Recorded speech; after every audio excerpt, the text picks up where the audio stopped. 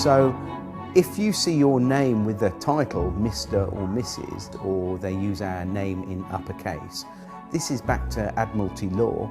The legal fiction is an abstract term to explain a concept, and so is the term straw man. With debt collectors, people assume when a debt collector comes round that they have actual power. They don't. They have no power whatsoever. They only have the power that you give to them. What are you doing? Film this, please. Don't obstruct me. I'm not obstructing you. Right. Show us the warrant. So we don't consent. You need our consent. That's the end of it. Do you mind telling me who you I are? won't tell you anything. So you're a police officer enforcing laws, but you don't know every law, is that right? That's correct. 90% of the crime, or 99% of the crime they perceive that is crime, is actually called victimless crime. There is no victims, and crime can only exist if there is a victim. You know, we've seen police officers more interested in becoming debt collectors and enforcing policies, you know, such as speeding tickets and fines and things like that, because they're easy targets. Once you comprehend the difference between lawful and legal, and ultimately what your legal fiction straw man is, the fear of debt collectors, police, and authority just goes away.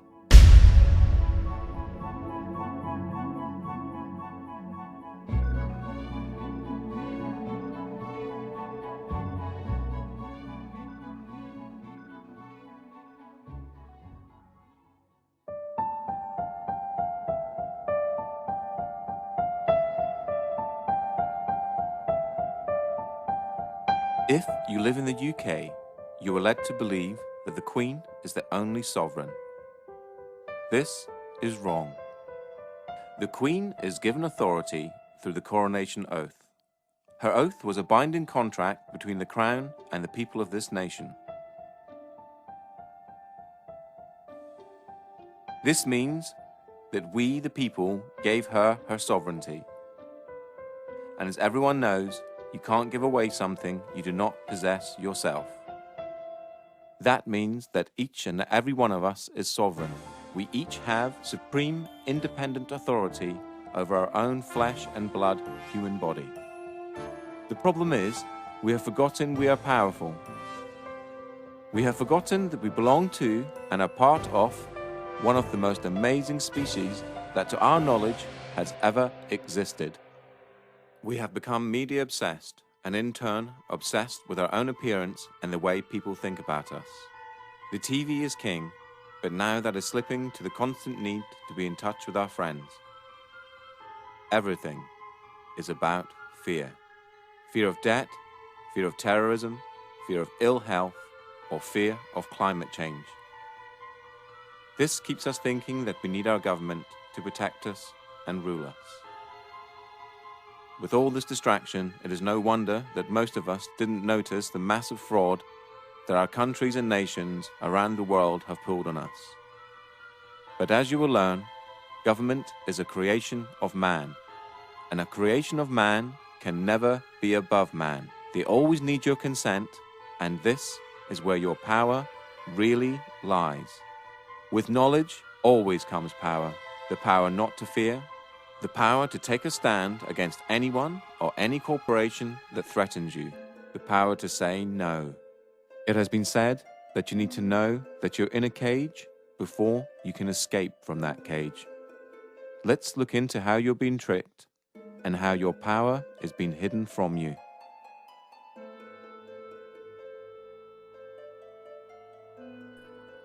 If you've never heard of the terms legal fiction or straw man, then what you're about to learn is something that sounds so astonishing that it couldn't possibly be true.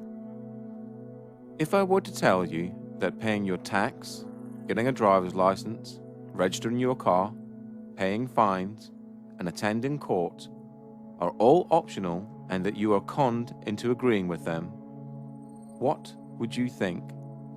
All statutes and acts are optional too.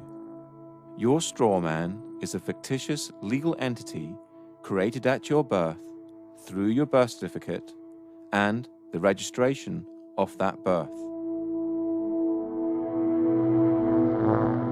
Okay, my understanding of the legal fiction, which is also referred to as a straw man, the way I explain it when I do talks, I keep it really, really simple.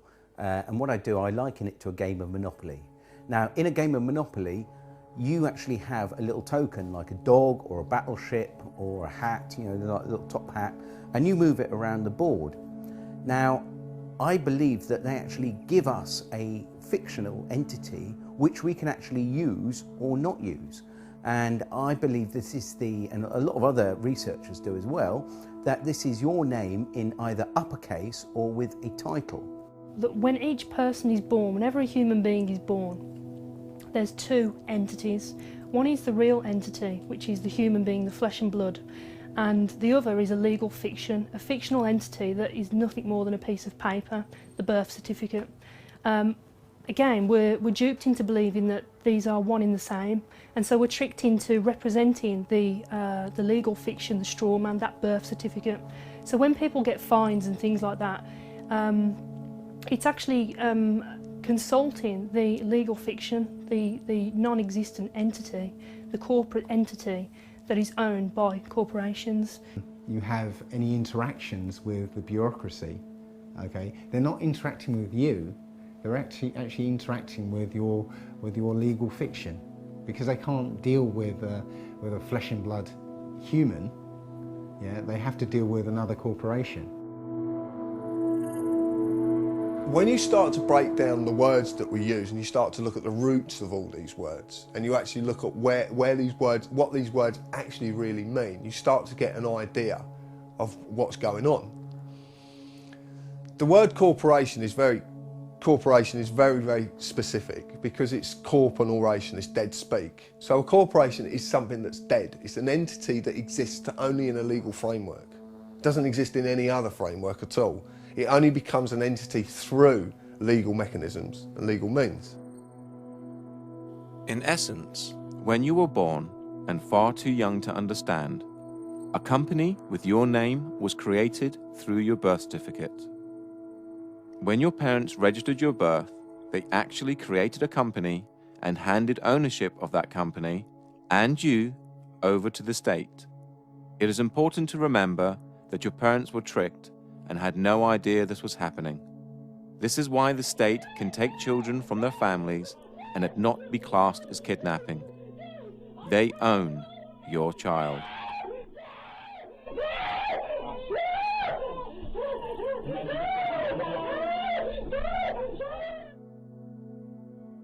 They own 1/10. Because they registered the child, they have 9/10. Possession is 9/10 of the law. But there's 1/10 floating about somewhere. And the government have claimed that 1/10. So when the child, because I've had it from social workers, at least now, 3 social workers on separate occasions have come out of audiences and actually said to me, you're right in what you're saying, is because we have to get the birth certificate within 48 hours of taking the child. And if they can't get the birth certificate, they have to reapply to be able to get the birth certificate. They have to get it, because that is proof of who the slave is, what the slave is. And actually, in legal terms, they're actually only entitled to the birth certificate and not the child. To take the child on the pretense that they are this legal personality is theft. So in legal terms, it's kidnapping. But for social services, can use legal kidnapping, because everything is okay as long as it has the stamp legal applied to it. That includes war, genocide. Anything is okay as long as it's okay, it's legal. The same thing also happens when you register your car. You get a document back saying you are the registered keeper and not the registered owner. So yeah, obviously we've just spoken about registering children, and the other thing that we register though is our vehicles. And obviously either of those can allegedly be taken off you at some point in time, which is quite interesting. The 2 registered items are the things that can be taken. You are the registered keeper of your car. You're not the owner, you're the keeper in their eyes. Now they'll argue that point, and a lot of people will argue that point, but it's quite easy to quell this argument and say, well, okay, if you don't put tax on the car, then they'll come and take your car. Now, in the legal world, taking anything from someone without a legal mechanism to do so is theft. The legal system cannot deal with humans. It can only deal with pieces of paper. Only common law can deal with humans. So at your birth, they created a piece of paper with your name on it, in capitals, just like any other corporation. This is done to dupe you later in life into thinking that you are the legal entity and not you. Then imaginary penalties and cost are imposed on the straw man, and you, thinking you are it, pay them. And it's kind of like an overcoat, this legal fiction. You know, as soon as you put it on, as soon as they invite you to put this overcoat on, and you do so, now they can grab hold of the overcoat and throw it in jail with you in it. But until you put that overcoat on, they can't do anything to you because you are not that name. You know, you think you are, you know, you're taught you are, but you're not. The deception is done through the manipulation of words and language.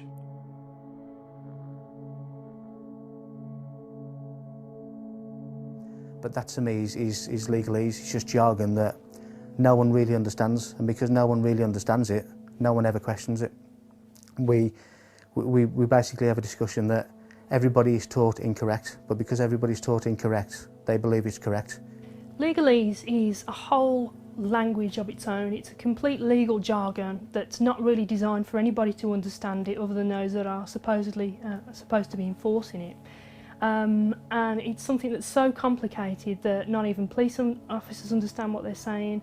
What is wonderful is that they create their own language called legalese, and it has a completely different interpretation from English. You know, we're supposed to have you know, this sort of understanding that we were within the law, and yet they're not even using the same language as we are. The easiest way to understand legalese is to realize that there are many English words that have more than one meaning, depending on whom you are talking to. If I were to ask you what a person was, you'd probably say a human being, but that's you or I. If you were talking to someone in the law society, i.e. a police officer, lawyer, judge, etc., they have a different dictionary to you or I, and person could mean company or corporation, i.e. the legal fiction. You know, if you tell a lie often enough, it becomes truth, or certainly the perception of truth. So legalese is jargon that nobody understands other than those who actually come up with a jargon that really, really deeply understand it. And even police officers don't understand it, or magistrates, or even judges for that matter.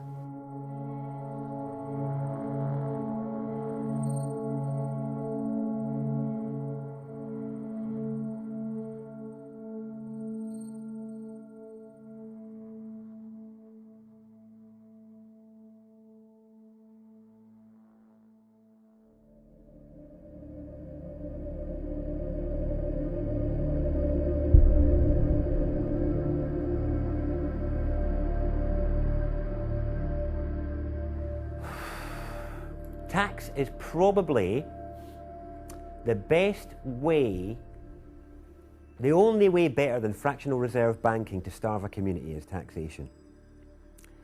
And it wouldn't be that case if the tax was actually spent on the people and on the land, but because it's not, it becomes a starving of the people. This again comes back to corruption. And tax would be fine. We'd be living in an amazing health service, incredible roads, all the rest of it, if all the money that went into the taxation pot was paid for what it was supposed to be for. My understanding is it isn't. The problem that we have is the implications for its non-use is that, other than fraud, it's the only debt that can deprive you of your liberty. It's the only debt that they can put you in jail for is tax evasion or tax fraud, which is pretty serious really, because you can ignore as many credit cards or loans as you like and you can never be put in jail for any of that. But if you try and not pay your tax for a while, they'll really like to let you know about that. Funny thing is, I don't see many representatives of people like Amazon or big corporates that aren't paying their tax in the slammer. Maybe they should be.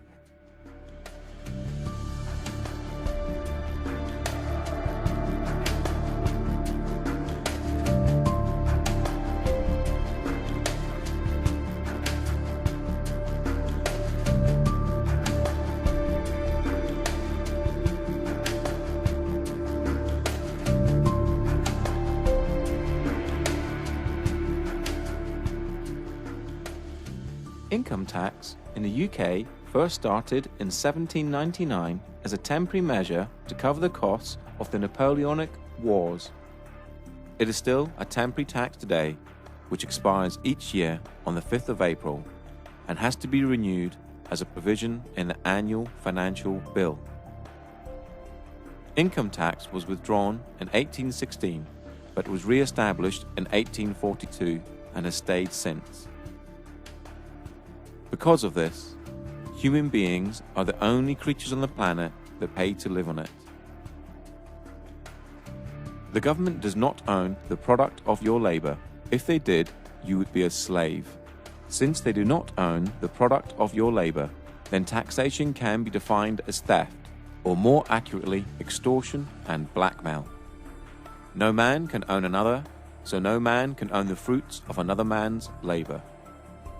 Most people will argue that it is a necessary evil, and that it's legal because the government say that it is. How else would we pay for hospitals, police, roads, and so on? Well, reaching into your own pocket to help a good cause is noble. Reaching into someone else's pocket under the threat of force is despicable. Here is a quick analogy. I run a construction firm, and I knock at your door and demand £10,000 to build an extension, or I'll take all your stuff and throw you in a cage. Essentially, that's what the government do when they tax you. They say they're going to supply you with services and protect you, but if you don't pay them, just like the mafia, they are the ones that come after you and use force and violence to get the money out of you. The trouble is, most people never look at these situations from these angles, and so rarely see the deception that is constantly being pulled over our eyes. A large percentage of all the tax you pay is used on war, bailing out the banks, and paying off the national debt. It has been calculated that 47% of all your income is spent on tax. You work 5 to 6 days a week and get to keep 54% of your wages. Then you have to pay for your mortgage or rent, gas, electricity, water, food, clothes, and that's just the basics. No wonder both parents have to work and work constantly, unlike families of just 50 years ago. You are a slave, and you're in a metaphorical cage that, just like Neo, you cannot touch, taste, or smell. A prison created by the mind of man. Governments essentially run human farms and feed you the perception of freedom. Governments do not make money within themselves. The government's primary function is to trick money out of your pocket and feed it into their business, so they can carry on with wars, deception, and human farming, all in plain sight.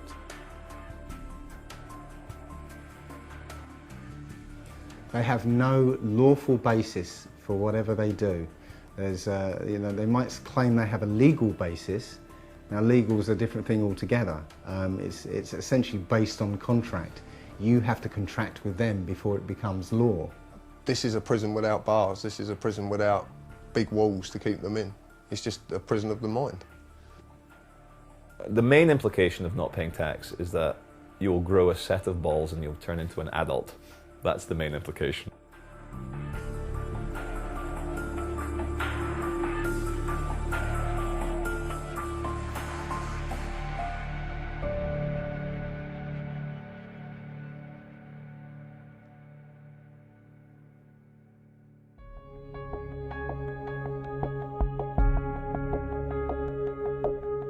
The three functions of money are distinguished as 1. A store of value or purchasing power, the ability of an item to hold value over time. 2. A medium of exchange. Money serves as a medium of exchange, i.e., an asset that the sellers will accept as payment. A medium of exchange allows people to eliminate the use of barter. 3. A unit of accounting, a way of placing a specific price on economical goods and services. As a unit of accounting, the monetary unit is used to measure the value of goods and services relative to other goods and services. Money in its modern form arose from goldsmiths who retained gold and other precious metals in their safes and in exchange they gave certificates to prove the deposits. People then started to exchange the certificates for goods and services, and the goldsmiths very quickly realized they could make a lot of money out of just looking after other people's valuable goods. They're now no longer a goldsmith, but running a deposit facility, took in gold and other precious metals as deposit and issued deposit notes that the public used as money, backed by the gold in the deposit facility's safe. The goldsmith soon realized that very few people actually redeemed the gold, and so he started to give out loans in the form of deposit notes, knowing that he only needed around 10% of actual gold in his safe, as that would cover, even on a busy day, the amount of people exchanging certificates for gold. The deposit facility would then require the loan repaid plus interest, and this was the birth of modern banking. Through the years, money has been backed by, given a store of value, by the silver standard and gold standard, meaning you could redeem the note for gold, just like it says on this US note here, if you so required. On the 21st of September 1931, the gold standard was abolished in the UK, and on the 13th of August 1971 in the United States. Since 1971, the majority of the planet now use fiat currency. Fiat currency is money backed by nothing and has no value. It only has value because it's decreed as such by the government, and more importantly, we all believe it has value. The only entities that have the legal authority to create money are the Treasury and the banks, and they create it out of nothing. Martin Wolf, the Financial Times chief economic commentator, said this: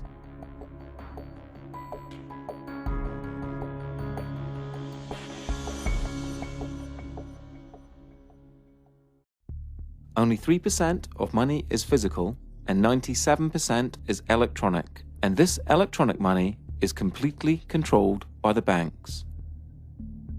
To repeat again, the banks create money out of nothing and then lend it to you and ask you to work using the most precious commodity on the planet, your human energy, to pay back the loan plus interest. Money is essentially a claim on human labor and can also be defined as debt. A debt is created for you to pay back. So why don't the banks just print money and get rich that way? Well, because they need you. They need you to create a promissory note in the form of an agreement. A promissory note is a species of money, and when you complete and sign the agreement, the document now has value, just like a banknote. So, at the heart of money lending is a massive fraud. You create the money with the authority of your signature and the creation of a promissory note that the banks then securitize, making them more money. Then the bank makes you believe you have borrowed the money and requires you to pay it back plus interest. Please remember this when you get to the section about debt later on in this documentary. During this documentary, you will hear people talk about promissory notes and bills of exchange. A promissory note is a promise to pay and is created by you, the debtor, and a bill of exchange is an order to pay and is created by the creditor. And they both have value. The way I try and explain the whole crux of the financial system is what I normally do when I'm doing a talk. I have a little bag of marbles and I have 10 marbles in there if I haven't lost one of them. And so what I do, I sort of get the marbles out, show everyone, right, 10 marbles, put them back in the bag. I say, right, is there anyone here that can get 11 marbles out of this bag? And they're all looking at me like I'm mad. I say, well, that's how the banking system works. It's absolutely crazy because what they do, they create a certain amount of money, but then they want more back. But hang on, that interest that they want more back doesn't exist. It can never exist. So two things have to happen as a result. one thing, the supply of money, or marbles, whatever we're talking about, has to increase. Not only does it increase, it has to increase exponentially, more on top of more. So it's basically, the curve is going up and up and up and up. The other thing that happens is people are always, it's like musical chairs. You know, if we all stand up and dance and then we all sit down, but a chair is taken away, somebody is going to end up on the floor. Somebody can't find that money to pay back because that money does not exist. And this creates the poverty and crazy competition and not enough to go around. And this is the biggest problem with fractional reserve banking. When you think about it, they don't teach us at school anything about money. I mean, money's about the most important thing in this society. Why don't they teach us anything about it? They can't. It's a confidence trick. Yeah? You know, and it's 180 degrees from the way we think of it. You know, we think that money comes from somebody else, but it actually comes from us. You know, when you get a loan, they present you with a loan agreement. Yeah? What do you think that loan agreement is? What is it? It's a promissory note. Yeah. I promise to pay back 3 times the amount if it's a mortgage, you know. So what they do with that promissory note, they monetize it. They put it into an account and cash it. And now they give you that money and say, now you have to pay it back to us. But you created that money. You know, it's your promissory note. You created that money. So transaction's over with. You don't have to pay them back because they didn't do anything. They just went, thank you very much, and here you go. Fundamentally, a promissory note is a promise to pay. Now, if I was going to give you a promissory note for 2 dozen eggs, that means here's an IOU, the IOU, 2 dozen eggs. Now, it could be on demand or it could be at a set time in the future. If it was on demand, you would be within your right to say, John, look, here's a promissory note. It says on demand, I want 2 dozen eggs. So I said, all right, look, I haven't got on me. I'll pop over the shop and get you your eggs. Here we go, there we go. And this is what we did originally when promissory notes started out.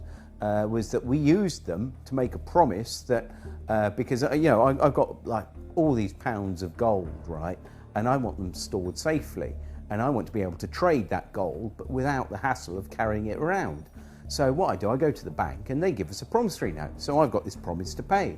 So I can then take it somewhere else and say, look, I've got 2 pounds of, 2 pounds of gold here, or silver, whatever it is. This is how it started out.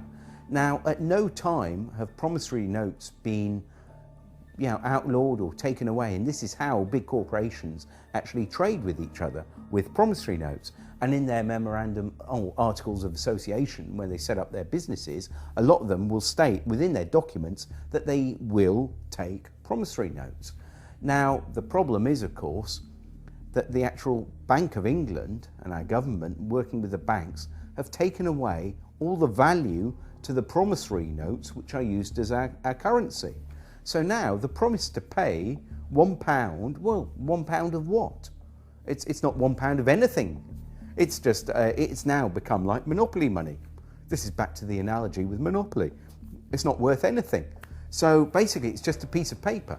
So what we do, we can actually say, well, here's a promissory note for £1,000. I want to swap it for your promissory note, or put it into my bank account and credit my bank account with £1,000. Now, we spoke to a bank manager and we said to the bank manager, could you tell me what would happen if I came to your branch with a promissory note for £1,000? Would you have to accept it? And his words were, yes, of course I would. It's law. So you're going to accept a promissory note? No, I'm not going to accept it, but by law, I have to. So this is a bank manager that knew the law. He also knew the difference between a bill of exchange and a promissory note as well. So he was well up on his law.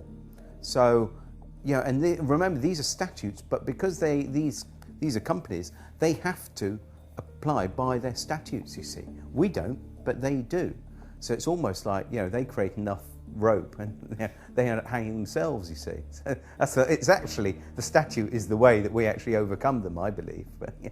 Because this is evolving, so, you know, as we do things, they do things to counter and so on. But this is evolving. The latest one is along with the remittance slip, other people have created a promissory note, which is literally a piece of paper that says, I promise to pay the bearer the sum of blah, blah, blah. And you sign it, date it, and now that becomes a specie of money according to the Bill of Exchange Act. In fact, the money in your pocket is a promissory note. Somewhere it says, I promise to pay the bearer, and there's somebody's signature on it. And it's actually an invalid promissory note because it's not dated. Or actually, that's wrong. That's actually wrong. It's on demand, so it is dated. It's not actually getting away with stuff. This is the thing you've got to get out of your head, because what's really happening is they're getting away with it. Yeah, no, you're right. Yeah. Yeah, you're just coming back into your power, and saying, no, I'm not going to give away my signature anymore. This is what you're doing. Your signature is the most powerful thing on this planet. Yeah, your signature is worth an unlimited amount. And this is the thing we don't realise. We have the power. You can go into a bank, okay, and come away with £100,000 as a loan, yeah? What do they take from you for that £100,000? Your signature. Your signature. Just your signature. You see the power of that signature now, yeah? So with your signature, if you write your promissory note, you've created money. And that money is your promise to pay. Your promise to work, use your energy, yeah? That's all there is. Your unlimited energy. And that is what the money is. And you supply it, not banks.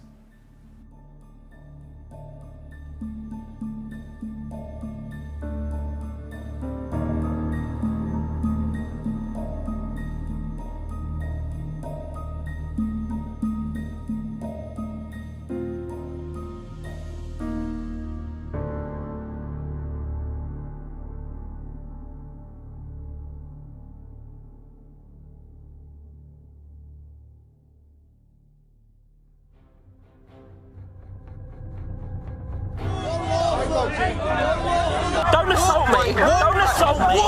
Don't assault me! Am I free to go? Listen, mate, I'm asking the questions. You're the public servant. Will you take your hand off my car, please? Thank you. I do not consent, officer. I don't consent to a mental promise breaching the peace. But I am sovereign over my human body, and I do not consent to any search. I do not consent to any authority you feel you have over me. I am a sovereign British citizen, and I do not wish to be searched. I am the county court bailiff. No authority. Excuse me, it's our right to film you. It's our right to film you. Yes, it is. Under what law are we not allowed to film you? Because I'm telling you not to film. Yeah, but you have no authority to tell me not to film. Because we're in a public area. James Parisi with the Quincy Police Department. What is your name, sir? That's good to know, sir. Yeah, what is your name? Well, I don't think that by law I have to identify myself. I'm on the sidewalk minding my own business and there's no laws being broken. You said, look, mate, I can't give you the full section. Can't give you the full section because you can't expect me to know it, is your words. Yeah? And I'm saying, well, if I can't expect you to know it, you can't expect me to know it. Can you show us a warrant, please? We've got a warrant for arrest. Can you show us a warrant, please? Show us your documentation. Show us a warrant, please, with a wet signature.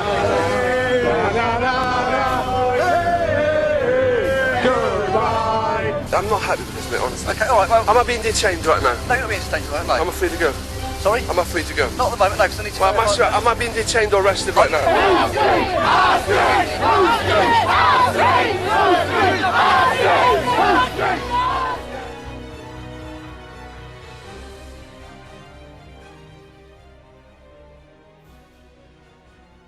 The difference between lawful and legal, as I see, is lawful relates to common law, the law of the land, the law which governs all people, the original law, which is quite straightforward. To me, it's a case of don't cause any harm or loss or damage to any person, and don't cause that to happen to anybody.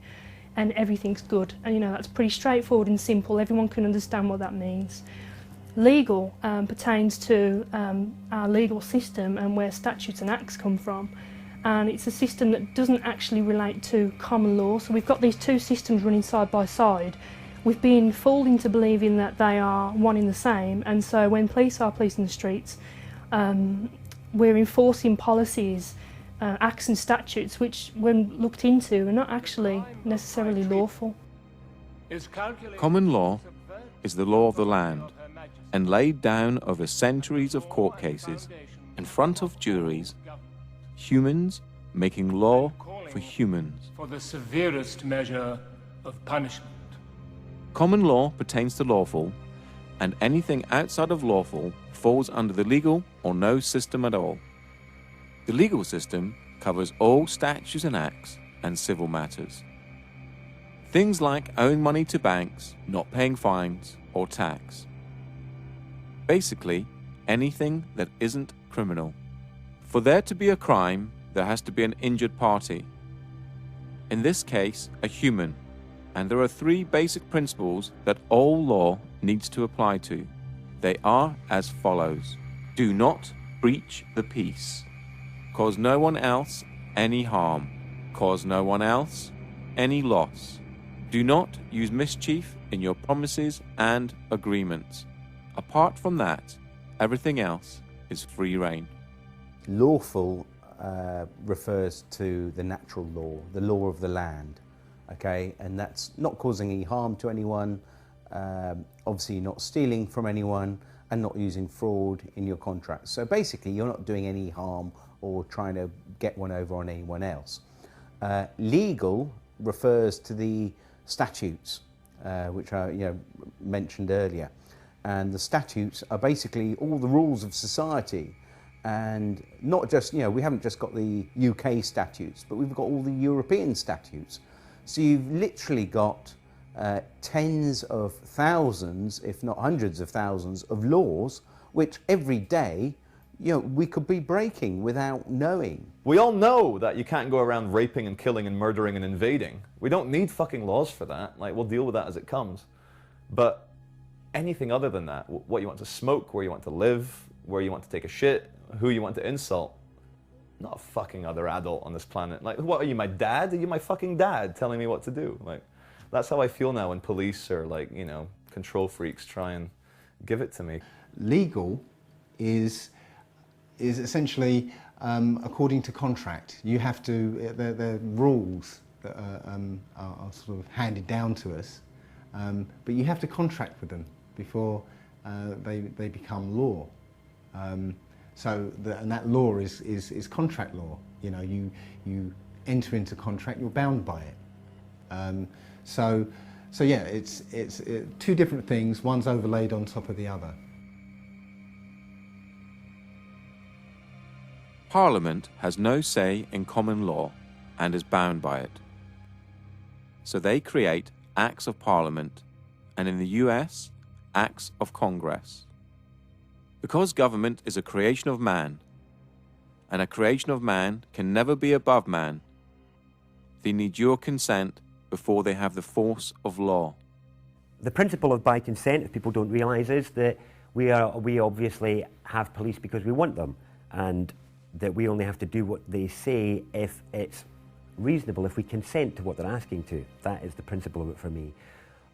Obviously, the larger issue is the assumption that everybody who's walking on this land has given consent to be policed by these people. And that's an assumption that most police officers in this country live by without realising that it's not true, and this is where diplomatic immunity is a good example of where, well, actually the consent isn't given and the police don't have the power to act. Another good example that shows it's all about jurisdiction is that our police have no power at all at the American embassy. But that's on our land, isn't it? And that's another example. Embassies are a good example that shows that jurisdiction is portable. It's not tied to land, it's tied to the party. So I can carry my jurisdiction with me, which is the whole principle of sovereignty in general. My understanding of policing by consent is that, as I said earlier, when a law is passed, for it to be lawful, it has to have the consent of the people. People have to consent to that law and consent to abide by it. But unfortunately, I think we're in a system now where that obviously doesn't happen, but people don't realise that by verbally agreeing with, let's say, a police officer in relating to a parking ticket, that you're entering into a verbal contract, and by agreeing with what the officer is saying, you're consenting to being bound by the law, or whatever the law is. And people, when we say words like "do you understand," when a police officer says to you, reads the caution and says "do you understand," what they're actually saying is, do you stand under our authority? Now again, you know, I didn't know this as a police officer, and even the words that are spoken as a police officer, police don't even necessarily understand themselves. So I believe that people have to consent to a law for it to apply to them in the legal sense, because it's not common law.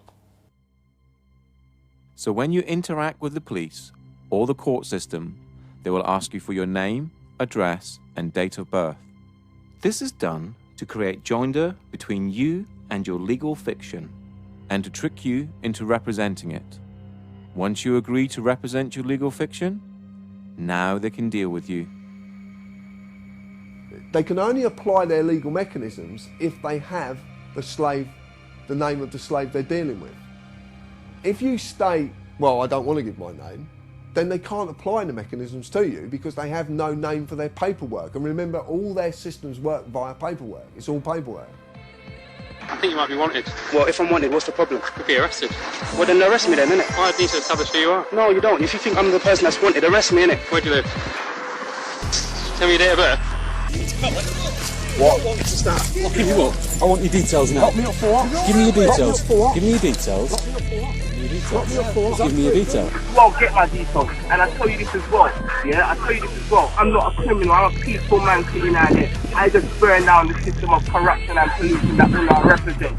But in the meantime, I'll leave you to it. But obviously, if there are any problems, then I might have to come back and obtain your details and speak to you further. Look, you have no right to just leave me to it. You have no right to say you're going to come back and ask for my details. I'm me, he's him, yeah. You're you. That's our details. Oh yeah. Am I obliged to give you my details? We've spoken to you. Yes. Okay, we've asked you to leave the store. Yes. Wait a second. Wait a second. You have my details. Am I obliged to give you my details? You're not obliged to give me your details. Oh, great. Okay. Why? How are you defining yourself under the self-defined definition? Am I obliged to answer that, sir? I do not wish to answer any questions, sir. You don't have to, I'm just asking you. Am I obliged? You're not obliged. I'm not obliged. No comment. Okay, that's fine. What are you doing? Am I obliged to answer that, sir? No? No comment. Okay. Are you going to answer any of my questions?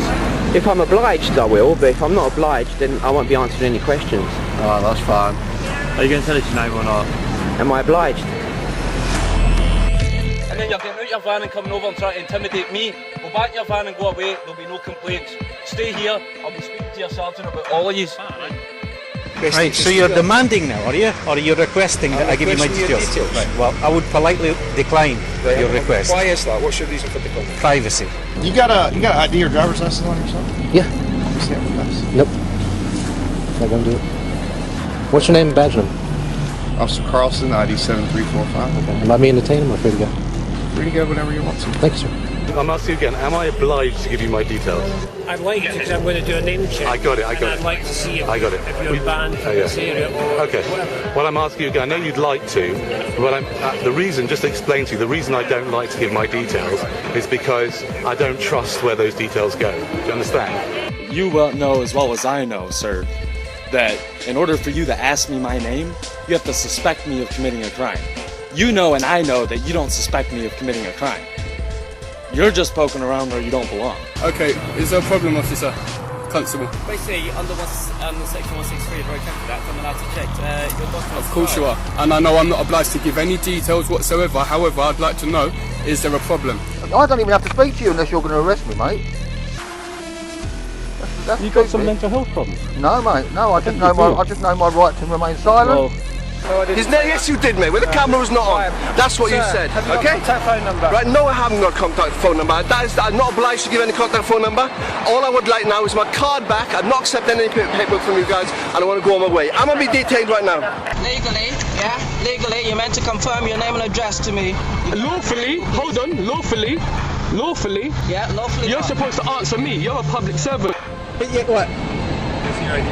No, you can't see my ID. Can I see your ID? I'm glad you brought that up. Can I see your ID? I see your... Hand over the vehicle. You're going to have to give us your details, okay? I don't have to give you any details. You're going to have to. Call the sergeant, mate. I don't have to give you any details.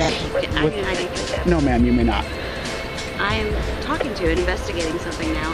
I can't... You're investigating me for what crime? I didn't say it was a crime. Okay, then there's no probable cause or reasonable suspicion for me to provide it. Because... And then what would you do if I was to say that I don't have a name? Like, how would you look me up or anything like that? Well, we wouldn't. Because if I stop you like this to have a chat, and I ask for your name, you don't have to tell me. Yeah, no, I'm just glad you know that, because a lot of police officers where I'm from don't actually know that. You don't have to give me a name. The only time you have to give me a name... You've caught me breaking the law. Or, well no, even then you don't, because you can be booked in as unknown. I suppose, I could replace. The only time you're legally obliged to give your name, address and date of birth is when you drive in a car. If you haven't broken any laws, you don't have to do anything. You don't have to interact with the police if you don't want to.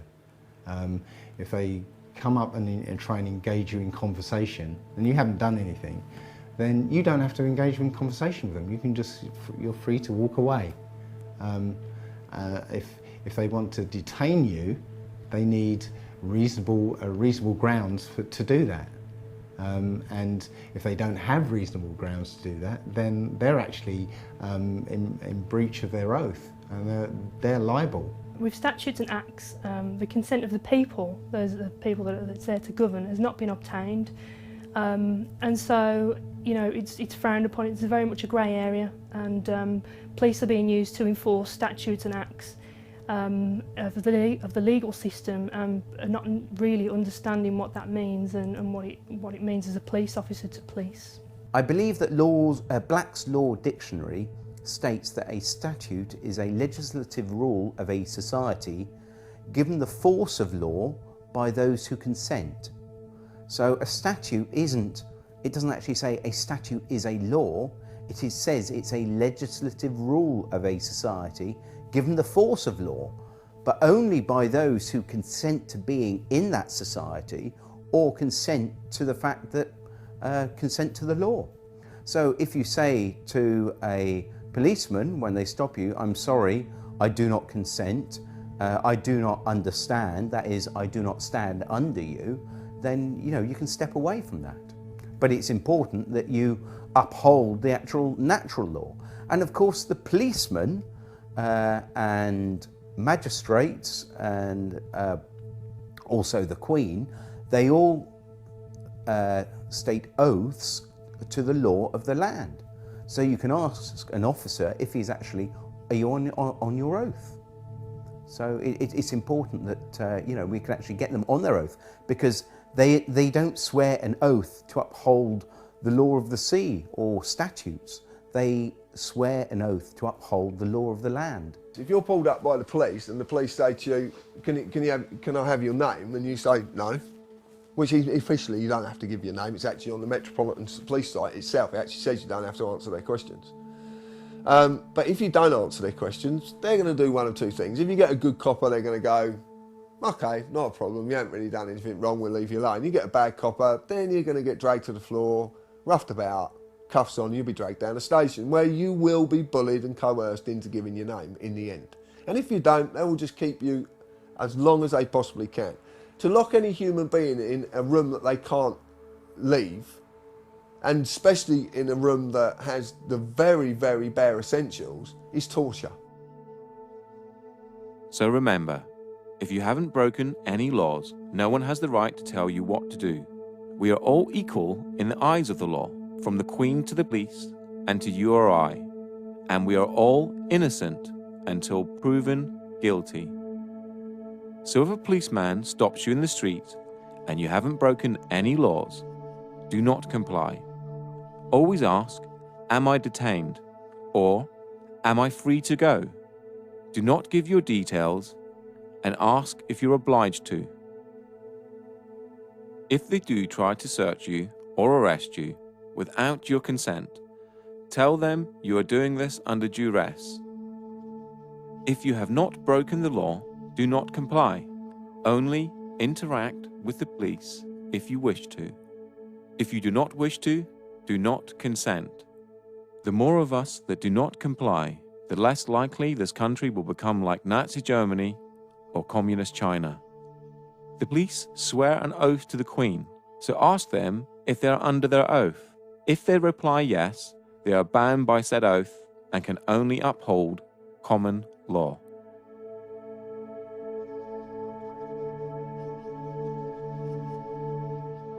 This is certainly the most updated. When I joined, it was slightly differently worded to this, but this is probably the most updated, and it starts with I, you state your name, of, you state whichever police force you are serving, do solemnly and sincerely declare and affirm that I will well and truly serve the Queen in the office of Constable, with fairness, integrity, diligence and impartiality, upholding fundamental human rights and according equal respect to all people, and that I will, to the best of my power, cause the peace to be kept and preserved, and prevent all offences against people and property, and that while I continue to hold the said office, I will, to the best of my skill and knowledge, discharge all the duties thereof faithfully according to law. That is the oath and attestation of a police constable. If you ask a policeman to say, are you on your oath, very often they change their, they actually realise what you're talking about, and they change their behaviour, because their oath was to uphold the common law of the land and not the statutes, not the law of the sea, which is the law of commerce, because we realise that everything now is to do with commerce. When the policemen stop us, you're not wearing a seatbelt. Well, who am I causing harm to? Where's the loss or damage? It's crazy. And so they say, oh no, you're breaking the law. Well, I'm just breaking a rule, but why? What authority do they have over us? I haven't given them my authority. The oath that every police officer is to preserve the property, life and subjects of the Queen. Now that to me is people, property, disturbances, breach of the peace. That's how I understand the office of constable to be now. It's basically an oath is a promise. I promise to enforce the law. I promise to serve Her Majesty's subjects. I promise to prevent them as much as I can, prevent them from being harmed, to prevent their property from being destroyed. That to me is the oath of a constable. Police take an oath when they join the service. Again, they don't really understand what that means. It's not explained in any details. It's kind of a grey area. You just take it to mean whatever you want it to mean. But it's all been set up to allow the system that currently enslaves people to carry on enslaving and to further that enslavement into every aspect of our lives. Hey guys, so I'm here at Parliament Square for the Occupy London protest. I've just come over to a group of police officers who are protecting and serving the people today. I've just approached this guy here who obviously has his back to me now. What's your name please, sir? Obviously you're obliged to tell me. It's your job as a public servant to identify yourself. So could I have your name, please? Okay, we have here Constable Bird. It's a pleasure to meet you, sir. I have here about 200 copies of the UK police officer's oath of office. I've just asked them if they know their oath. They've gone very quiet on me. This isn't an attack on you guys, just so you know. Like, I'm not trying to cause trouble with you or anything. I'm just trying to make sure you do your job properly, obviously. I mean, some emergencies just come up, so I'm going to follow them just to see why they're avoiding my questions. I think we all know it's because they don't know their oath. But I'd like to offer them a copy just to see if they will remember why they became police officers, which was obviously to protect and serve the people of this country. But if during their programming and their training and stuff have forgotten who they actually went into the job for, I'd like to remind them. So I still have the oath in my hand. Look, you can see all the copies. They're walking away from me. They don't want to hear it. My aim at this protest is obviously to help the police remember their oath, to remember what it is that gives them this authority in the first place, and hopefully they will honour humanity and uphold. Let me just read their oath to you guys. Look, they're really walking away from the square and everything. They don't want to hear this at all. I, so-and-so of wherever, do solemnly and sincerely declare and affirm that I will well and truly serve the Queen in the office of Constable with fairness, integrity and diligence and impartiality, upholding fundamental human rights and according equal respect to all people. And that I will, to the best of my power, cause the peace to be kept and preserved and prevent all offences against people and property. Sorry, where was I? Prevent all offences against people and property, and that while I continue to hold the said office, I will, to the best of my skill and knowledge, discharge all the duties thereof faithfully according to law. So could you now recite that back to me?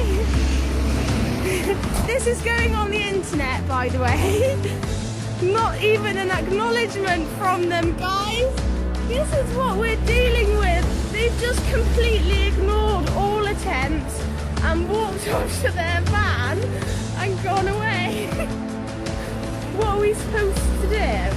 I'm not giving up. I've got about 200 copies of their oath of office that I'm going to give out to them, and I'm going to ask them to uphold it and say, will you honour this oath and remember why you started this job? And hopefully, fingers crossed, some of them remember that it's the people that they work for. So wish us luck, guys, because we're on a mission to convert these guys to truth and love. Wish us luck. Namaste.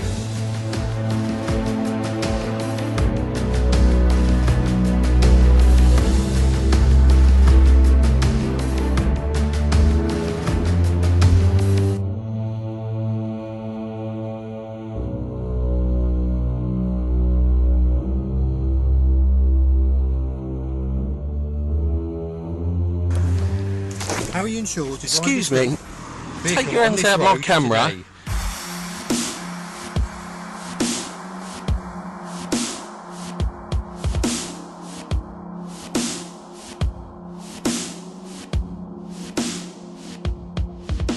So I've seen many sorts of videos on YouTube and the like recently where people have been filming encounters with police officers, and they've basically been told that they can't film. But if you look at the Metropolitan Police's official website, it actually states that you can film police officers.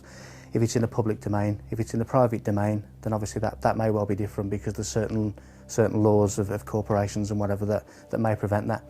But certainly if you take a camera or a phone and you record the encounter, there's nothing illegal about that at all. It maybe help as a witness as an accurate account of what's being said, so there's sort of no ambiguity at a later stage. But certainly not illegal to film anyone in a public domain. There are simply no laws preventing you from filming in public. This also includes the filming of the police performing their duties. Here is a letter that was sent in 2010 to all police stations regarding filming in public. Dear colleagues, guidance for photographers. I am writing to you in my capacity as chair of the ACPO, Communications Advisory Group, which sits in the presidential business area. There have been a number of instances highlighted in the press where officers have detained and deleted images from their cameras. I seek your support in reminding your officers and staff that they should not prevent anyone from taking photographs in public. This applies equally to members of the media and public seeking to record images who do not need a permit to photograph or film in public places. ACPO guidance is as follows. There are no powers prohibiting the taking of photographs, film, or digital images in public places. Therefore, members of the public and press should not be prevented from doing so. We need the cooperation with the media and amateur photographers. They play a vital role as their images help us identify crime. We must acknowledge that citizen journalism is a feature of modern life, and police officers are now photographed and filmed more than ever. Unnecessarily restricting photography, whether for the casual tourist or professional, is unacceptable, and it undermines public confidence in the police service. Once an image has been recorded, the police have no power to delete or confiscate it without a court order. Yours sincerely, Andrew Trotter, Chief Constable, Chair of ACPO Communications Advisory Group.